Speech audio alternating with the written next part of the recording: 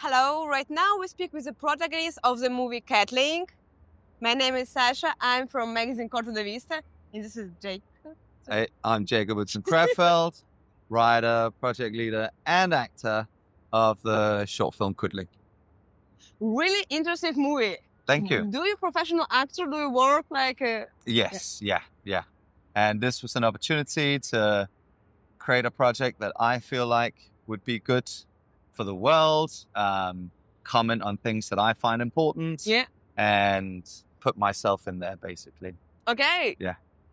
Do you know about superstitions and when actor play somebody who died? Yeah. It's kind of complicated for yourself because Yeah. A death scene as an actor is always the most difficult thing. Yeah. Because you have to make the audience believe that in that moment, exactly, everything is climaxing, and you're sort of disappearing from the world. Yeah. So the way that I went about it was I was trying to do as little as possible, so that it seemed more like a shock than a tragedy, if that makes sense. Yeah. Okay. So for you, it's kind of a little bit more absurd story than tragical story in the sense of of existation of the human being. Yeah. I mean, right now there is a lot of issues. Sweden right now has one of the highest crime rates, and it's trickling down to Denmark, where I'm from. Okay. And you see a lot of unnecessary lives lost, which is sometimes completely random. Yeah. And it's sort of a comment on that world where we introduce this character who is very eager to fulfill his dreams in life.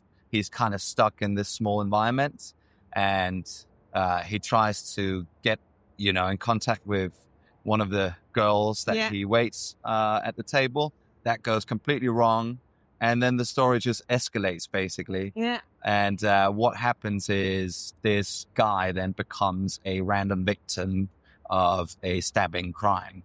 Which there has been more of and is sort of escalating.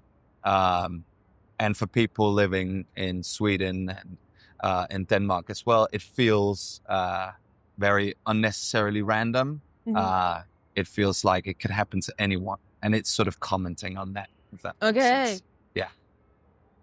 Okay.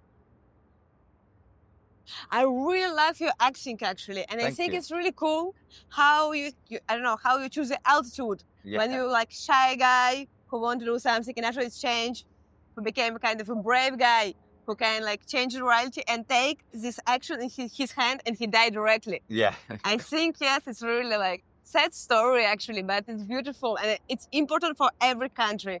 Even like I live right now in Spain, and we have some problem with the crime too. Yeah. Crime in the street for nothing, for no reason. It's really sad. Yeah. No, thank you so much. It's definitely different times, and the world has opened up. So it's a more hectic, chaotic place. That's both positive, but also some of the negative that spills down from that is what the film is basically trying to zoom in on. Yeah. The fragments of pain, basically. So thank you very much. Yeah. How it was work with another actress? Do you really fall in love with them? Because they have two girls with who you flirt in the shooting. I don't know, in the screening actually. In the screen. Yeah. No. I am actually about to get married and in a very happy relationship. But no, it was really fun working with Neesha. She's very great. Isabella as well. Yeah. So we had a great time. I was trying to write different stuff on the back of the notes to make them laugh. Okay. I think I drew some naughty pictures at one point as well, just to try and spice it up and throw them off guard. And it seemed to work because the take we have of Neesha seeing the back of the bill where she goes is actually a take where I have written something completely crazy. Okay, what you wrote is more interesting. I forget what I wrote, but it was something really silly. But it's worked really well, so... Yeah. So it's a genuine reaction from her when she got the bill. Yeah. And she read that silly note that I had sort of... After, I think that was take 3 or 4 or something. Okay. And she just expected to get a phone number. Okay. But suddenly she got a note. that was very different. Okay, yeah. It's really funny. Do you have the same situation in your real life? Did you ever have a note for a given girl or boy, I don't know, or something crazy like this? No, funnily enough, no. I mean, I did actually meet my fiance at a place I was working in. Okay. But I didn't write my phone number down or anything like that. Okay. So that was just pure imagination. Yeah. I think like for our generation, it's like really, really dream for do it because in the Sex in the City, they have an episode that's really like important when Carrie gives her number. Yeah. So I think like it's really funny how we use this kind of legend, how we can find the real love. Yeah. But... And it's sort of, you know, we wanted to introduce the new world and the old world. Yeah. So we are in the new world. Yeah. But by letting the waiter be a part of the old world. So, you know, a more old-fashioned way of approaching someone instead of sort of finding them on Instagram or, you know, trying to get his Instagram account or something. It's more of an old-fashioned thing of writing it down on a piece of paper. But obviously our two girls are very much modern and living in the new world. Yeah. So they don't take to that at all. They find it cringe. Yeah. So they find it really weird. So it's sort of also that contrast of the world that we're slowly leaving behind and the new world that we live in and the frames and doctrines that, guides the new world, if you will. Yeah. It's really like this, I think. Yeah. It's really good capture of reality right now. Yeah, nowadays. You. Thank you very much. Well, that's what I was hoping for. Yeah. What's happened with your career right now? Do you work for some project or you working like now? Yeah. Yes. So working on a play that I've written as well. Okay. And then as an actor, it's just sharpening your tools and always being ready. Yeah. I have a couple of projects and then we'll see where that goes. Yeah. But it's really just a life of always sort of being prepared and, hoping that the next thing will lead to a big thing and all that kind of stuff. Almost like this. Yeah. and what's up with connection with the director? Yeah. It was a good shooting. Yeah. It was like easy. Yeah. Aleksander, who's the director, is really easy to work with. Yeah. He's very laid back. He's very good at what he does. So he knows exactly what's going on. I really wanted to make an environment for him where he felt like he could be the nerd in the sense that he could just focus on the film and the picture itself. Yeah. And I think he did a great job. He chose to use dolly a lot to sort of keep the movement in the film. And, we didn't have much space. It wasn't much bigger than just what is around us right now. So we really had to sort of find a way of making that small space dramatic and make it seem like a whole world and not just a small cafe somewhere in Denmark. But it looks really good because you have this big window and all this action with like kind of killing you. Yeah. Go outside. So it's worked really good. I think like a beautiful mise-en-scène. Yeah. Then go outside after you're back with the movement of the camera. Thank you. Yeah, no, that means a lot. Yeah, that's the idea as well, is that once he sort of steps out into the real world, that's where the real tragedy happens. Yeah. Once he's in his little bubble. Yeah. Aquarium. Yeah, exactly. He can't really get hurt. And once they're outside of the bubble as well, you see Neesha pulls out her phone, and that's a part of the script, is that there is a sense of apathy, especially in big cities, and it's hard to know what how to react and what you should do in moments where really serious consequences are happening. And for most people, and including myself sometimes, it's going to your phone and, recording it or, ignoring it. Yeah. Yes, we lost this empathy in the big city and like... Yeah. It's true. Yeah. Big city became more and more anonymous. Yeah. We lost this personalized connection with the city. Exactly. But it's beautiful to think about it and see yourself again in the screen and think, oh my God, maybe I need to change something in my life to become a better person. Yeah. Well, maybe I need to change something in my life. But I think, it's the way to represents the more small town So he writes a note on the paper. When he sees the robbery, he tries to interfere. And the two girls represent the modern life. Exactly. Where, the writing on a piece of paper is awkward and weird.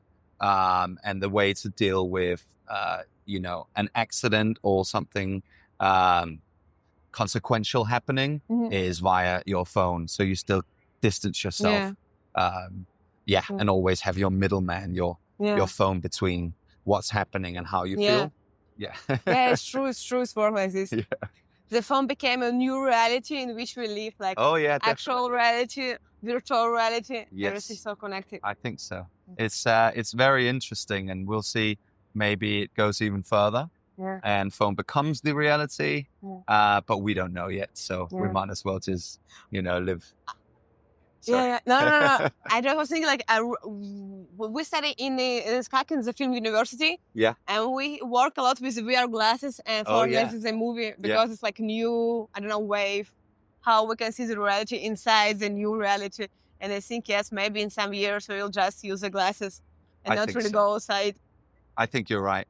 And I think we'll be old and won't be able to move anyway, so we'll probably be happy about it.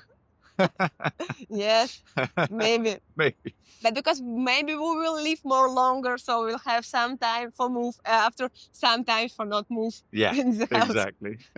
Yeah. I don't know. I have one question more. Yeah. How long was the shooting? How much day? We shot it in 2 days. Okay, really fast. Really fast. So our funding was very small. Okay, yeah.